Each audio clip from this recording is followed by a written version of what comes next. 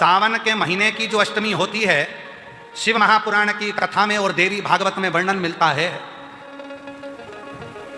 देवी भागवत में और शिव पुराण में वर्णन मिलता है, अष्ट सिद्धि नवनिधि 64 योगिनी सारी विद्या नव देवी सब सावन के महीने की अष्टमी तिथि के दिन महादेव से मिलन करने आती हैं। भगवान देवादिदेव महादेव 11 रुद्र के रूप में, 12 ज्योतिर्लिंग के रूप में, सहस्त्र नामावली के रूप में शिव उनसे मिलते हैं, उनसे मिलते हैं।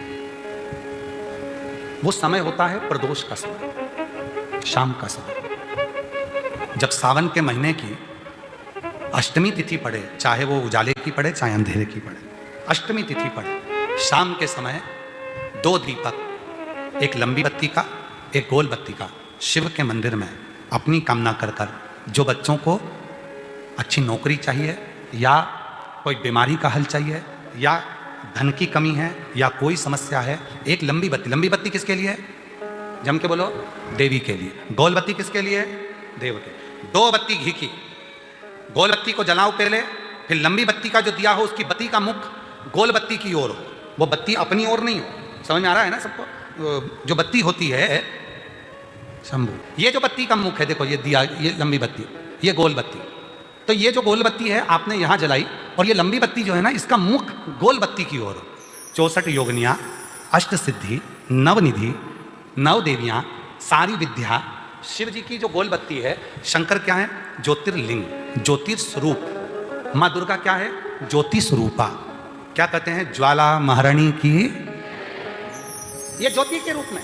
जब हम गोल बत्ती के सामने अष्टमी के दिन प्रदोष के समय पर लंबी बत्ती का दीपक, पहले गोल बत्ती का दिया जलाया, फिर ये लंबी बत्ती का मुख उधर की ओर कर दीपक को जब हम प्रज्वलित करते हैं और अपनी जो कामना दोनों दीपक के सम्मुख में करते हैं, वो कामना पूर्ण होकर ही रहती है।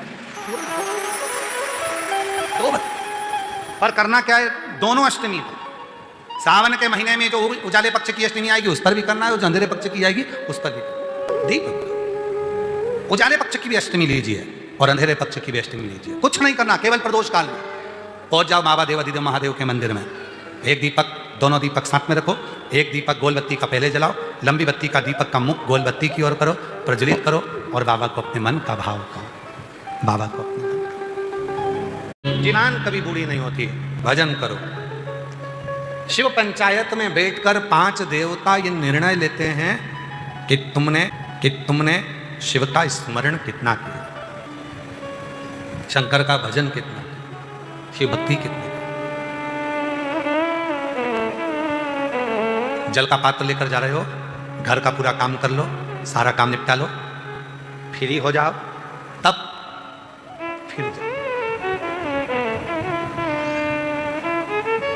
फिर जाओ। 2 मिनट ज्यादा भी लग जाएगा तो भी सब काम पूरा करके आई हो, सब काम। 2 मिनट ज्यादा भी लगेंगे तो भी तुम्हारे मन में आएगा मैं सारा काम पूरा कर आई हूं।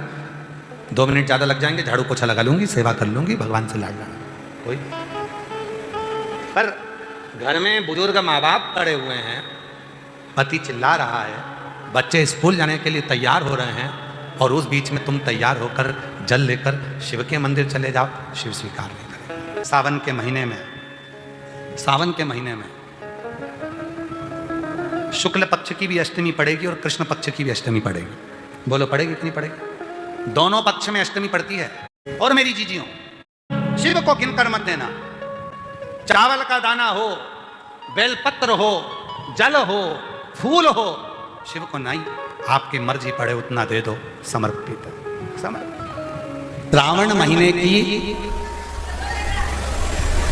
दोनों अष्टमियों में से कोई भी अष्टमी, ये भी जरूरी नहीं है कि सोमवार की ही अष्टमी थी। श्रावण महीने की दोनों अष्टमियों में से कोई भी अष्टमी को, आज भी नियम है महाराज, कोई मदिरापान में डूबा है, कोई वेश्यावृत्ति में डूबा है, कोई मांसाहार में डूबा है, कोई गलत काम में जुए आदि में डूबा हुआ है, तुम छुड़ा कर रह गए कि मत जा, मत कर, तुम छुड़ा कर रह गए। तो शिव महापुराण का एक बड़ा सुंदर भाव वर्णन करा गया, बड़ा सुंदर भाव। महाराज शमी के 5 पत्ते, बेलपत्री के 5 पत्ते, बेर के 5 पत्ते, क्या क्या चीजें जरा जम के बोलो। शमी के 5 पत्ते, बेर के 5 पत्ते और बेलपत्री के 5 पत्ते। महाराज, बेर के पत्ते पर लाल चंदन, बेलपत्री के पत्ते पर पीला चंदन, शमी के पत्र पर केवल कोई चंदन लगाने की जरूरत नहीं, सादा केवल एकदम कुछ भी उसमें लगाकर नहीं, सिंपल। पहले लाल चंदन वाले पत्ते, फिर बेलपत्री के पत्ते, फिर शमी के पत्ते शिवलिंग के ऊपर समर्पित कर कर उसको उठाकर वापस लाकर बेलपत्री के पेड़ के नीचे ही 1 लोटा जल समर्पित कर कर पहले पत्ते चढ़ा देंगे, फिर लोटा भर जल समर्पित कर देंगे। उसी चढ़े हुए पत्तों में से 5 बेलपत्र को लेकर अपने घर जा रहे और अवधूतेश्वर महादेव, कौन से महादेव? अवधूतेश्वर महादेव। ये अवधूतेश्वर महादेव कौन से हैं? आपको कथा में कई बार वर्णन करा गया है। शंकर भगवान को क्रोध आया, ब्रह्मा जी ने क्रोध को लिया, समुद्र में डाला। उस रूप को क्रोध का एक रूप था, क्योंकि जो मदिरा पान करने वाले होते हैं, व्यसन करने वाले होते हैं, गलत काम करने वाले होते हैं, इनको सुधार कर जाओ। जितना तुम समझाओगे ये उतना कबूल होंगे। तुम बच्चों से कहोगे गलत लड़के के साथ रहना मत रहे, तो और ज्यादा क्रोध करेगा, और चिड़चिड़ करेगा, और अपशब्द कहेगा। तो ये क्रोध को संयमित कर अवधूतेश्वर महादेव। अवधूतेश्वर महादेव का स्मरण कर 5 पत्तों को लेकर आइए। कुछ समय बाद जैसा जैसा समय की अनुकूलता मिले, आप किसी मदिरा का पान करने वाले या किसी व्यक्ति को वो पत्ते दोगे या प्रसाद के रूप में दो तो अच्छी बात है, नहीं तो उस पत्ते का थोड़ा थोड़ा भाग भी प्रतिदिन मात्र 21 दिन तक अगर थोड़ा थोड़ा भाग भी दे दिया जाए तो धीरे धीरे धीरे धीरे मदिरा पान, व्यसन, गलत आदतें छूटना प्रारंभ हो जाती है और वो शंकर की शरणागति ग्रहण करता है। श्रावण महीने की अष्टमी तिथि आए, धतूरा चढ़ाने का भी एक क्रम है। हल्दी में भिगो कर धतूरा चढ़ाया जाता है लक्ष्मी के लिए, चंदन में भिगो कर धतूरा चढ़ाया जाता है आयु की वृद्धि के लिए। अबीर, अबीर एक सफेद कलर का बॉर्डर होता है, अबीर गुलाल जो होती है, गुलाल में अबीर डलता है, चमकदार आपने देखा होगा अबीर। तो अबीर में धतूरा जो भिगो कर चढ़ाया जाता है, अबीर को लगाकर चढ़ाया जाता है, वो रोग मुक्ति का होता है। क्या के लिए होता है वो? रोग मुक्ति, रोग की। धतूरे का भी स्मरण होता है महाराज। बहुत भारी रोग है, बीमारी लग गई है, डॉक्टर अपना काम कर रहे हैं, घर का व्यक्ति बहुत बीमार हालत में पड़ा हुआ है, तो श्रावण महीने की बेलपत्री के वृक्ष के नीचे भी शिवलिंग का निर्माण कर धतूरा समर्पित करा जाता है, जिससे रोग से मुक्ति होती है। उसमें ना तो हल्दी लगाई जाती है, ना चंदन लगाया जाता है, ना भी लगाया जाता है, केवल धतूरा चढ़ाया जाता है। अगर अष्टमी तिथि पड़े और उस दिन अगर 5 बेलपत्र भगवान शिव को समर्पित कर दी जाए तो व्यक्ति जो सोचकर जिस कामना से, जिस मनवांछित फल के लिए बेलपत्र चढ़ाता है, उसकी वो कामना मात्र 3 महीने में पूरी हो जाती है। नहीं हो रही है, बहुत समय से लगन देख रहे हो, शादी नहीं हो रही, बहुत समय से परेशान हो गए कि विवाह नहीं हो रहा, हम तो टेंशन में पड़ गए, लड़की 28 साल 30 साल का लड़का हो गया, विवाह नहीं हो रहा, कुछ मत करो। श्रावण महीने की अष्टमी तिथि आए तो अशोक सुंदरी वाली जो जगह है वहां पर हल्दी की 7 बिंदियां लगा दो, लड़का लड़की का हाथ उस बिंदी पर लगवा दो, उसका नाम गोत्र बोलो, उसी हल्दी में उसके हाथ पीला करवा दो और पीपल के पेड़ पर उस हाथ के 5 छापे पड़वा दो। 3 महीने में विवाह पक्का हो जाता है महाराज। उसका इतना, अशोक सुंदरी के उस हल्दी का इतना प्रमाण। भगवान को धतूरा कब चढ़ाना चाहिए उसका विशेष ध्यान रखें। ये धतूरा शिव जी को चढ़ाना, बेलपत्र शंकर भगवान को चढ़ाना, दोनों में अंतर है। बेलपत्र आप प्रतिदिन भगवान शिव को चढ़ा सकती हो, बेलपत्र आप भगवान शंकर को रोज चढ़ा सकती हो, प्रतिदिन समर्पित कर सकती हो। पर धतूरा जो है जिसमें कांटे कांटे रहते हैं, गोल सा रहता है, उस धतूरे को हम शिव जी को जब चढ़ाएं तो विशेष ध्यान रखें कि जैसे कोई विशेष फंक्शन हो, विशेष उत्सव, विशेष मनोरथ। आज तुम्हारे मन में कोई भाव उत्पन्न हो गया कि मेरे बाबा की कृपा हो जाए और मेरा ये कार्य, तो तुम्हारे मन में आया तो तुमने धतूरे को समर्पित करा। कि चतुर्मास के 4 महीने अगर आप व्रत नहीं कर सकते, आराधना नहीं कर सकते, पूजन नहीं कर सकते, तो देवाधिदेव महादेव ने अपना 1 महीना दिया है, श्रावण का महीना दिया। श्रावण के महीने भी पूरे महीने अभिषेक नहीं कर सकते, पूजन नहीं कर सकते, अर्चना नहीं कर सकते, तो देवाधिदेव महादेव ने श्रावण के महीने के सोमवार दिए। और अगर श्रावण महीने के सोमवार को भी हम भगवान का अभिषेक नहीं कर सकते, ब्राह्मण देवता को घर में बुलाकर अभिषेक पूजन नहीं करवा सकते, श्रावण महीने में भी अगर 4 या 5 सोमवार पड़ते हैं और इन सोमवार को भी हम भगवान शिव की आराधना नहीं कर सकते, तो देवाधिदेव महादेव की कथा कहती है कि उस महीने भर में शिवरात्रि का वर्णन कर दिया कि कम से कम सावन के महीने की शिवरात्रि के दिन ही पार्थिव शिवलिंग का निर्माण कर पूजन कर अपनी मन की कामना कर देवाधिदेव महादेव की आराधना कर लो तो पूरे चतुर्मास के पुण्य का फल।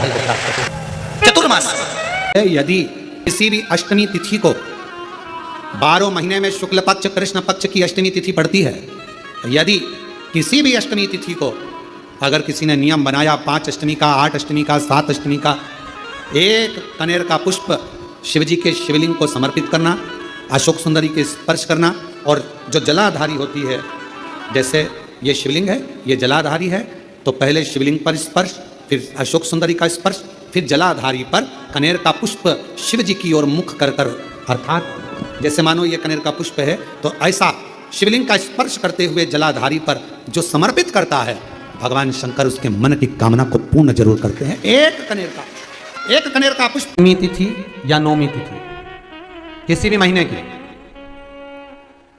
चाहे शुक्ल पक्ष की हो चाहे कृष्ण पक्ष की हो, अष्टमी और नौमी तिथि, ये दो तिथियां ऐसी हैं, मान लो तुम्हारा पैसा तुमने किसी को दिया, 5 लाख, 4 लाख, 3 लाख, 10 लाख, 8 लाख, 2 लाख, 50,000, 25,000, 20,000, 40,000, और वो पैसा नहीं दे रहा आपको, आप हार गए कह के कर, फोन लगा कर, भैया दे दे रहे, परेशानी है, दे दे रहे भैया, हम तो परेशान हो गए, और हार गए, नहीं मिल रहा, बहुत परेशान।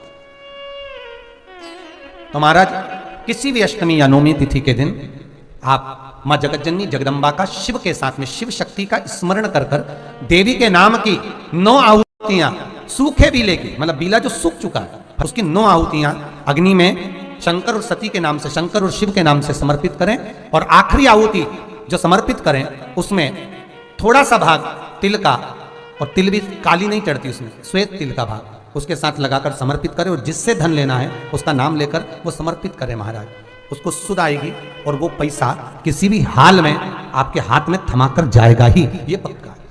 उसकी आहुतियां, और निवेदन करूंगा, अगर जिंदगी में थोड़ी सी तकलीफ है, दुख है, कष्ट है, परेशानी है, 5 कमलगट्टे, 5 बेलपत्र तांबे के लोटे में जल भरकर रख लीजिए, सीधे हाथ पर उस कलश को रखो जिसमें 5 कमलगट्टे और 5 बेलपत्र रखिए। श्री शिवाय नमस्तुभ्यम, इस मंत्र का 5 बार स्मरण कर कर आपको जो तकलीफ है उसको हृदय चित्त से धरकर मस्तक से कलश को लगाकर किसी एकांतेश्वर महादेव पर, किसी वृक्ष के नीचे विराजमान हो ऐसे एकांतेश्वर महादेव पर अपनी कामना कर कर वो जल समर्पित कर दो। 1 बेलपत्र, 1 कमलगट्टा उठाकर अपने घर पर लेकर आ जाओ। जो तकलीफ बहुत ज्यादा हो रही है 5 दिन में आपको मालूम पड़ जाएगा, 5 दिन में अंतर आ जाएगा। जिंदगी में अगर कोई तकलीफ बहुत बड़ी आकर खड़ी हो गई है जिसका कोई हल ही नहीं निकल रहा, 1 बेलपत्र लीजिए, अपनी हाथ की उल्टे हाथ की हथेली पर रख लीजिए, सीधे हाथ की हथेली से बेलपत्री को दबा दीजिए। शिव जी के मंदिर में कुछ देर मौन होकर बैठ जाए, जैसे सनकादि ऋषि बैठे हैं, चारों की चारों भाई सनकादि ऋषि शिव जी के मंदिर में मौन होकर बैठे हैं, एक हाथ से उन्होंने अपने हृदय को भाव से समाहित किया। ना शंकर भगवान कुछ बोले हैं, ना सनकादि ऋषि कुछ बोले, और मन की संशय को मिटाना है, मन की परेशानियों को मिटाना, हाथ रखो। 1 बेलपत्र उल्टे हाथ पर रखकर सीधे हाथ से उसको दबाकर मौन होकर कुछ देर बैठिए, अपने मन में जो समस्या है उसका स्मरण करिए, और शिव जी से अपने मन की बात कहकर श्री शिवाय नमस्तुभ्यम कहकर, ओम नमः शिवाय कहकर उस बेलपत्र को अशोक सुंदरी वाली जगह पर समर्पित कर दिया। शिव जी को ये जो अपने मन का भाव कहकर मौन रहकर चुप रहकर आप जो बेलपत्र समर्पित कर रहे हैं उसकी डंडी उत्तर की ओर मुखी हो, और बेलपत्री अशोक सुंदरी वाली जगह पर समर्पित कर दो। 3 या 4 बार आप मौन होकर अपने मन की बात कहकर उल्टे हाथ में बेलपत्र रखकर सीधे हाथ से उसको दबाकर जब हृदय से शिव को अपने मन का भाव कहते हो, 5 या 7 दिन के अंदर उसका हल होना प्रारंभ हो जाता है। महीने में, 2 महीने में, 3 महीने में 1 बार करिए, जीवन में किसी के आगे हाथ फैलाने की जरूरत नहीं पड़ेगी। इतनी संपदा बाबा, इतनी संपदा। बेलपत्र की पूजन करें। कभी दिल कर जाए तुम्हारा तो कभी महीने में, 1.5 महीने में, 2 महीने में बेलपत्र के पेड़ के नीचे जल लेकर बैठो। बेलपत्र के वृक्ष के नीचे दूध नहीं चढ़ाना, बेलपत्र के वृक्ष के नीचे दही नहीं चढ़ाना, शहद भी नहीं चढ़ाना। बेलपत्र के वृक्ष के नीचे जब आप बैठते हैं, बेलपत्र पूजन का एक विधान होता है कि जब हम बेलपत्र की पूजन करते हैं तो 2 कलश पानी के भरे हुए, एक अपने सीधे हाथ की ओर एक उल्टे हाथ की ओर रखा जाता है, पूजन की थाली बीच में रखी जाती है। 2 बत्ती का, लंबी बत्ती का, 2 बत्ती लंबी घी की जलाई जाती है, लंबी बत्ती। बेलपत्र के वृक्ष के नीचे 2 बत्ती लंबी जोड़ा बनाकर उसको जलाया जाता है। फिर दोनों हाथ में कलश में जल है, बेलपत्र के वृक्ष के नीचे दोनों हाथों का जल धीरे धीरे शिव जी का स्मरण कर कर, नारायण लक्ष्मी का स्मरण कर कर, माँ आदिशक्ति गौरा का स्मरण कर कर, रिद्धि सिद्धि गणेश का स्मरण कर कर उसको चढ़ाओ। प्रार्थना करो, विनय करो, मेरे जीवन में बहुत कष्ट है, उसको मिटाना है आपको। शिव आपसे प्रसन्न होते हैं, वैसे मेरी जिंदगी भी प्रसन्न करना है आपको। जल चढ़ाकर दोनों पात्रों का थोड़ा थोड़ा जल कलश में बचा लेना है, पूरा पात्र खाली नहीं करना है, दोनों को वापस रखना है। और थोड़ी सी हल्दी पिसी हुई शिव जी के उस बेलपत्र पर लगाएं, थोड़ा कुंकुम वो भी बेलपत्र पर लगाएं, 7 दाने अक्षत के, केवल 7 दाने अक्षत के बेलपत्र को छुआकर अपनी थाली में रख लें। घर पर जब जाएं तो वो 7 दाने अक्षत के और बेलपत्र के वृक्ष में जो चढ़ा हुआ थोड़ा सा जल बचा कर लाए हो वो घर में छींट कर 7 दाने पूरे घर में डालना प्रारंभ करें। महीने में, 2 महीने में, 3 महीने में एक बार करिए। जीवन में किसी के आगे हाथ फैलाने की जरूरत नहीं पड़ेगी, इतनी संपदा बात है। संपदा बेलपत्र की महत्वता को लोग जानते नहीं है। एक प्रदोष की महत्वता, एक बेलपत्र की महत्वता। सावधानी से समझना, सावन का महीना है, बहुत प्रेम से समझिएगा। शिव की परिक्रमा जब हम करते हैं उस परिक्रमा का फल हमें बाबा कब प्रदान करते हैं वो समझने वाला विषय। हमारे शास्त्र कहते हैं कि शंकर की 3 परिक्रमा करो या भगवान की 3 परिक्रमा करो या देवता की 3 परिक्रमा करो। परिक्रमा का फल कब मिलता? परिक्रमा का अंश फल कब मिलता? शिवलिंग जलाधारी मंदिर के बीचों बीच है। जब मंदिर के बीचों बीच है, नंदी बाहर है, आपने परिक्रमा करना प्रारंभ करा, पूजन करने के बाद यहाँ तक गए, यहाँ से पानी बहता है, जल बहता है, तो हम इसको लांघते नहीं है। नहीं लांघते ना, इसको लांघते नहीं है। जब हम परिक्रमा करने के लिए यहाँ तक जब पहुँचते हैं, पहुँचने के बाद यहीं से थोड़ा सा पीछे हटकर हमको शंकर के शिवलिंग के वहीं से खड़े होकर नंदी का दर्शन करना चाहिए। जब हम परिक्रमा कर कर वापिस लौटते हैं, नंदी का इस शिवलिंग के सम्मुख से जब बाहर बैठे नंदी का हम दर्शन करते हैं और वापिस अपनी जगह पर आकर खड़े होते हैं, तब हमारी परिक्रमा एक पूरी मान ली जाती है और उसका फल हमें प्राप्त होता है। उस परिक्रमा का फल हमने शंकर भगवान की परिक्रमा करी, किसी ने कहा आदि परिक्रमा करो, हम यहाँ तक गए, यहाँ से लौटकर वापिस आ गए। उस परिक्रमा करते समय हमने नंदी का दर्शन एक बार भी नहीं करा। अगर नंदी का दर्शन नहीं करा तो उस परिक्रमा का कोई फल हमें प्राप्त नहीं हो सकता। उस परिक्रमा का कोई फल हमें प्राप्त नहीं। अब 3 परिक्रमा हमारा वर्णन किया, तो 3 परिक्रमा क्या करोगे? यहाँ वापिस आओगे, यहाँ वापिस जाओगे क्या? बोलो जम के, वापिस जाओगे क्या? नहीं। 3 परिक्रमा शंकर भगवान की जो वर्णन करी गई, यहां से चले, यहां पहुंचे, पहुंचने के बाद आपने यहां शिव जी का शिवलिंग के वहीं से नंदी का दर्शन करा, फिर वापिस पलटे, फिर नंदी का दर्शन करा, फिर पलटे, फिर नंदी का दर्शन करा। यहां खड़े होकर आप जब 3 बार नंदी का दर्शन कर लेते हो, एक ही परिक्रमा में 3 बार नंदी का दर्शन कर लेते हो, तो 3 परिक्रमा का फल प्राप्त हो जाता है और हमारा वो कार्य सफल हो जाता है। 3 परिक्रमा का फल हमें प्राप्त। एक बेलपत्र, एक दुर्वा, एक चावल का दाना रखकर आपने दिल से 108 बार श्री शिवाय नमस्तुभ्यम घर में बोलो और अपना जो पानी का स्थान होता है, मटका, हंडा, परिंदा, जिसको आप क्या बोलते हो यहाँ हमें नहीं मालूम, उसका स्पर्श कराकर आपके घर के नजदीक में जो शंकर का मंदिर हो, उस शंकर के मंदिर में उत्तर की ओर मुख कर वो बेलपत्र, दुर्वा, चावल का दाना शिव जी पे समर्पित कर दो। अगर लगातार 20 दिन भी आपने रोज प्रतिदिन अगर समर्पित करा है तो 21वां दिन आपका जो भी दुख है वो धीरे धीरे कटना प्रारंभ हो जाए। शिवलिंग में 5 जगह ऐसी होती है जहां पर अगर चंदन का लेपन कर दिया जाता है तो विपदा, बांधा, तकलीफें, कष्ट दूर होता चलेगा। 5 स्थान बता, उसको समझिए। शिवलिंग को अपन मान लो, इसको जलाधारी मानो, जहां से जल गया था, ठीक है। ये गोल भाग जलाधारी जिस पर शिवपिंडी रखिए, यहीं पर अपन गणेश जी, कार्तिकेय का स्थान, बीच में अशोक सुंदरी का स्थान मानो। अब इसको समझिएगा। 5 स्थान बताए।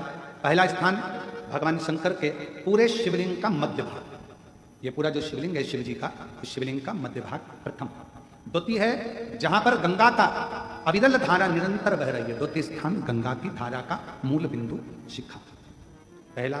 दूसरा, तृतीय स्थान उसी के सामने जो जलाधारी का पटका दिख रहा हो, दिखता है जलाधारी का सामने का हिस्सा, भीतर का हिस्सा नहीं, जिस पे रखा है वो हिस्सा नहीं, सामने जो दिख रहा है। 1, 2 और तृतीय स्थान मां अंबा जगदम्बा के कंठ भाग पर चंदन का लेप महाराज। 3 स्थान ये बताए। चौथा स्थान जहां से जल नीचे गिर रहा है, जल गिरने का जो स्थान छोटा सा एक भाग रहता है, वो जितनी जगह रहती है उसके मध्य भाग, चतुर्थ स्थान। और 5वें नंबर का जो भाग बताया गया वो अशोक सुंदरी का स्थान। ये 5 स्थान ऐसे हैं जहां चंदन का थोड़ी सी बिंदी भी अगर हम लगा देते हैं तो कैसी भी विषम परिस्थिति हो वो टल जाती है और बाबा की कृपा होना। सावन के महीने में अष्टमी तिथि आए, उन दीप को भगवान के सामने प्रज्वलित कर 5 दिए अपने दरवाजे के पास में बाहर की ओर रख देता है। उसके घर में कभी रोग, बीमारी और लक्ष्मी की कोई कमती नहीं होती, उसका जीवन सार्थक हो जाता है। मान लो कोई व्यापार, कोई दुकान, कोई फैक्ट्री आपकी ठीक नहीं चल रही है, आप ठेला लगा रहे हो, सब्जी की दुकान लगा रहे हो, कोई दुकान खोल कर बैठे हो, कोई फैक्ट्री लगा कर बैठे हो, कोई व्यापार कर रहे हो और उस व्यापार में तुम्हें आनंद नहीं आ रहा, बहुत तकलीफ चल रही है, बहुत तकलीफ, सब कुछ करके देख लिया पर वो तकलीफ मिटी नहीं रही, तो थोड़े दिन, थोड़े समय किसी भी शंकर के मंदिर में बटकेश्वर महादेव के नाम से एक बेलपत्र चढ़ाने का तरीका जरा समझ लेंगे। आप अगर जिस दिशा में खड़े हो, अगर आप शंकर के शिवलिंग के इधर हो तो बेलपत्री का डंडी का मुख आपकी ओर होना चाहिए। आप इधर हो तो डंडी का मुख उधर हो, आप उधर हो तो डंडी का मुख उधर हो, आप इधर हैं तो डंडी का मुख इधर हो। बटकेश्वर महादेव के नाम से शंकर जी के मंदिर में एक बेलपत्री पर डंडी का मुख अपनी ओर होना चाहिए। जो डंडी है इसका मुख अपनी ओर। बटकेश्वर महादेव के नाम से एक बेलपत्र शंकर भगवान को समर्पित करो बटकेश्वर महादेव के नाम से। और बेलपत्र चढ़ाने के बाद में जो तुम्हारे कलश में जो जल है, लोटे में जो जल है, वो 7 बार, लोटे का जल 7 बार, 7 बार से मतलब है अलग से लोटा भरना नहीं है, 7 बार उसी लोटे का जल जब बेलपत्र डंडी समेत समर्पित कर दें, 7 बार उस लोटे के जल को 7 बार बटकेश्वर महादेव का नाम लेकर अपनी मन की कामना कर कर बाबा से विनती करते हुए कि बाबा मेरी ये छोटी सी अर्ज स्वीकार करते, 7 बार उस जल को चढ़ाओ। लगातार कम से कम आप 15 से 20 दिन तक लगातार बटकेश्वर महादेव के नाम से चढ़ाओगे। ऐसी कोई दुकान और फैक्ट्री नहीं तो चले नहीं और आगे बढ़े नहीं और काम सुलझे। बटकेश्वर महादेव, भगवान शंकर का ये नाम, भगवान शिव का ये स्तुति, भगवान शंकर का ये नाम बटकेश्वर महादेव। स्वयं भगवान शंकर ब्रह्मा जी का जब सिर कटकर बड़का पेड़ बन जाता है और उस पेड़ के नीचे, वृक्ष के नीचे शंकर भगवान विराजमान हो जाते हैं, शिव जी उसके नीचे विराजमान हो जाते हैं, उसी का नाम बटकेश्वर महादेव पड़ा। बटकेश्वर। आपके जीवन में ऐसा लगने लगे कि हाँ बहुत कष्ट है, कर्जा भी बढ़ गया, तकलीफें भी बढ़ गई, बहुत दुख भी बढ़ रहा है, कहीं परिवार सही नहीं चल रहा है, तो प्रयास करते रहा करो। हफ्ते में एक बार एक चावल का दाना जल के पात्र में डाल लिया, एक काली मिर्च जल के पात्र में डाल ली और उस जल को ले गए, थोड़ा सा चंदन का छींटा डाल दिया, ले जाकर शिव जी को समर्पित कर दिया। शंकर को जल चढ़ाने के लिए 5 स्थान हैं जहाँ शिव को जल चढ़ाया जाता है और शंकर उस जल को स्वीकार करते हैं, जिसको पंचगंगा कहा गया। 5 स्थान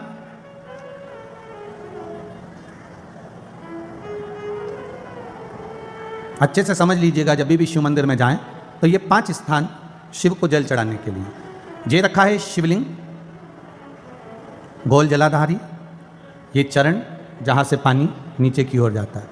शंकर भगवान के 13 बच्चे हैं, 13 की 13 बच्चे, शिव जी का संपूर्ण परिवार, 33 कोटि देवता, 64 योगनियाँ, सब शिवलिंग के आसपास में। आप शंकर जी के मंदिर में जाकर ये कभी ना विचार करना कि पार्वती जी को ढूंढना पड़ेगा या गणेश जी को ढूंढना पड़ेगा या कार्तिकेय जी को ढूंढना पड़ेगा या भैरव को ढूंढना पड़ेगा। हमें शंकर के मंदिर में जाकर किसी देवता को ढूंढने की जरूरत नहीं है। जहां शंकर भगवान का शिवलिंग रखा हुआ है वो माता जी का हस्तकमल है, माता पार्वती जी का स्थान है। जहां शिवलिंग रखा है वो शंकर भगवान है। जहां जलाधारी है उस जलाधारी के पास में जहां पानी बहता है बीच में अशोक सुंदरी का स्थान है। जहां से पानी बह रहा है उसका राइट भाग वहां गणेश जी का स्थान है, लेफ्ट भाग कार्तिकेय जी का स्थान है। शंकर भगवान के ऊपर जो जल गिर रहा है वो शंकर भगवान की 5 लड़कियां, जया, विषहरा, शामलीबारी, दौतली, देव, ये शंकर जी की 5 बेटियां ऊपर हैं। जहां से पानी बहकर उस निकासी से, जहां नाली बनी रहती है, पानी जहां से निकलकर बाहर मंदिर के जा रहा है वो 33 कोटि देवताओं का स्थान है। इसलिए सारे मंदिरों की परिक्रमा हो सकती है पर शंकर जी के मंदिर की परिक्रमा नहीं करते, क्योंकि वो जल जो जा रहा है वो 33 कोटि देवताओं का स्थान है, उसको हम लांघ नहीं सकते। वो स्थान जल चढ़ाते समय आप इसका स्मरण रखें। पानी का जब पात्र लेकर जाते हैं मंदिर के अंदर, सबसे पहले शिव जी का जो जलाधारी है उसमें राइट भाग पर अपनी मनोकामना कर कर जल चढ़ाएं, फिर लेफ्ट भाग में चढ़ाएं रोग मुक्ति के लिए, अशोक सुंदरी की जगह पर चढ़ाएं, ये 3रा स्थान। 4था स्थान माता पार्वती जी का जो कटी भाग है जहां पर शिवलिंग रखा हुआ है उस भाग पर जल चढ़ाएं, 4था भाग। 5वां भाग शंकर जी के ऊपर चढ़ाएं। ये 5 जगह पर जल क्रमवाइज चढ़ाएं। आप लोग जाते हो डायरेक्ट जाकर शंकर जी पे जल उंडेल करा जाते हो, सीधे गए और शिव जी पे जाकर आपने जल चढ़ा दिया। हमारे यहाँ शास्त्र कहता है जैसे अपन देवताओं की पूजन करते हैं तो पंडित जी सबसे पहले पूजन किसकी कराते हैं? जम के बोलो जरा। गणेश जी की। गणेश जी के बाद पूजन कराते कराते कराते कराते कराते कराते आगे के सारे देवता कराते कराते कराते कराते फिर जन पर पहुंचते हैं। आप डायरेक्ट मूल पूजन कराते कराते कराते कराते कराते कराते आगे के सारे देवता कराते कराते कराते कराते फिर मूल पूजन पर पहुंचते हैं। आप डायरेक्ट मूल पूजन पर पहुंच जाते हो। और सरल भाषा में समझ लो, जितनी सरल भाषा में समझोगे ना उतना अपने जीवन में उतर जाएगा। इस छत के ऊपर आपको चढ़ना है, निशानी रखी है, पाए लगे हुए हैं, आप कैसे चढ़ोगे? एक एक पाए पर पांव रखकर चढ़ोगे कि डायरेक्ट पहला पे रखोगे आखिरी पर? जम के बोलिए जरा। एक एक पाए पर पांव रखोगे ना कि धीरे धीरे हमको चढ़ना है। उसी तरह शिव मंदिर में पहुंचने के बाद पहला गणेश स्थान, कार्तिकेय स्थान, अशोक सुंदरी का स्थान। अशोक सुंदरी के स्थान पर जल क्यों चढ़ाया जाता है? क्योंकि भगवान शंकर की सबसे छोटी लड़की जो है वो अशोक सुंदरी है। और ये जो छोटी लड़की है अशोक सुंदरी ये नारी को अखंड सौभाग्यता का वर प्रदान करती है। कौन सी नारी को? किस नारी को अखंड सौभाग्यता देती है?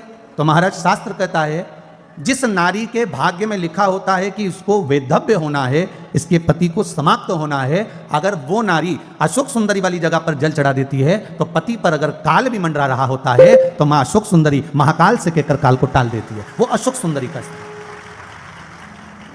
वो माता अशोक सुंदरी का स्थान। जल चढ़ाने का एक नियम है। यहां जल चढ़ाया, फिर कार्तिकेय बाबा को चढ़ाया, फिर अशोक सुंदरी को चढ़ाया, फिर कटी भाग पर।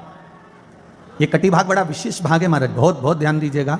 जिस पति और पत्नी में विवाद होकर अदालत तक बात पहुंच गई हो और तलाक तक की नौबत आ रही हो, महाराज उनको जोड़ने के लिए यह कटी भाग मूल होता है।